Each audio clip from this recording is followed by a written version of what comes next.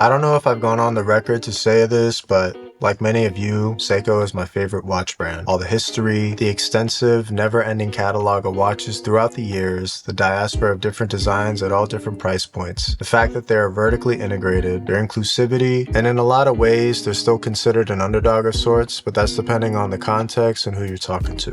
I'm drawn to Seiko because I'm Asian. I'm drawn to Seiko because, well, a lot of their watches are priced perfectly at that impulsive price point. You know who you are, laying down in bed with your phone open casually scrolling down whatever watch page while your girl/partner is scrolling TikTok with the volume on 10, teetering that line of whether or not you should drop that 500 on a new Presage, or should you go vintage and cop that Lord Marvel from that vintage Japanese eBay store with 100% feedback. We've all been there. Don't lie to me. You're probably there right now. My Seiko count is at 4. With 1 Grand Seiko, so total of 5. Haters will say maybe now is a good time to stop. Maybe you should chill and keep saving up for your next grail, but no fam, nah. I can't do it because of one very simple principle. It doesn't happen often, but when it does, it's a no-brainer. That's right, folks. Your eyes are not deceiving you. You are looking at an eBay receipt for an SSK001 for $200. Well, $216 after shipping. I don't know, man. It's deals like this that keep me up scrolling at night. And yeah, it's a no-brainer. Who wouldn't cop the Seiko 5 GMT for $200? Hate all you want on this watch, but at $200, that would keep even the biggest snob honest. And this watch is lovely. Let's get into it now.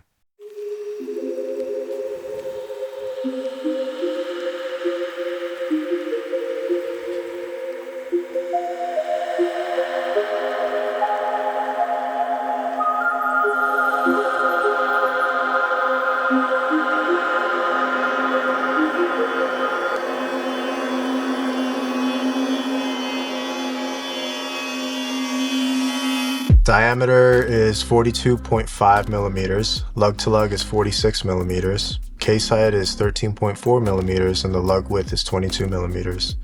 This is one of the most reviewed watches on the planet, and you've probably already seen all of them, so I'm just gonna go over my thoughts. I love that this watch is one watch collection worthy. Honestly, if I knew nothing of the watch world and someone suggested this watch to me, I'd be pretty happy with it and would probably wear it for the rest of my life. But since I am of the watch world and have experienced some pretty amazing watches, not only from Seiko but from other brands, there are a few things that I dislike about the watch straight out of the factory.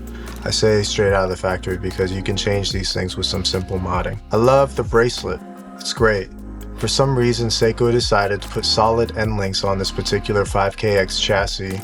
I wish they put a milled clasp on this bracelet, but I understand why they didn't, because that would make this watch too good, and it would cannibalize their other offerings in the Prospects line. The only other thing I dislike is the frictionless bezel. I'd prefer friction fit, even if it had to stay unidirectional. Other than those two things, this watch is amazing. Drawing inspiration from the SKX will never be a negative thing for me.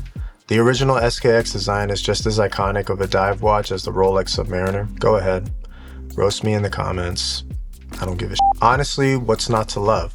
The 4 o'clock crown makes wrist bending comfortable with no crown digging into your palm. The easy to read dial. I don't mind the Cyclops over the date. I think it's cool. GMT complications on watches might be my favorite other than a date complication, and yes, this is not a true GMT, but I don't see the value in paying premium for a true GMT complication unless you're someone that is on the plane flying to different time zones at least once a week. And for those that don't know, true GMT watches, you can move the hour hand and make adjusting local time easier. Office GMTs like this SSK001, you adjust the 24-hour hand. For some people, this drives them crazy, but for me, it's cool. I can do basic math and have a few more seconds in my day to set my watch. You can roast me in the comments for that. I don't give a shit. The 5-link bracelet is a very nice addition and helps separate the SSK line from the rest of the 5KX pack. Honestly, what's not to love? The Hardlex crystal, the 5 logo under the Seiko, the cursive automatic, the non-screw down push-pull crown. Now you're just nitpicking, twin. Because quite frankly, this watch is all you would ever really need. I've kind of moved past Seiko 5s. Yes, I'm bougie now. You can roast me in the comments. I don't give a shit. But at $200, who wouldn't take this deal? Every last one of yous would add this to your collection for $200. But I didn't add this to my collection. I bought this for a dear friend that decided to move to LA to keep chasing his dreams. It was the perfect gift too, a watch representing time well spent together, and also something he can use to continuously track 2 time zones.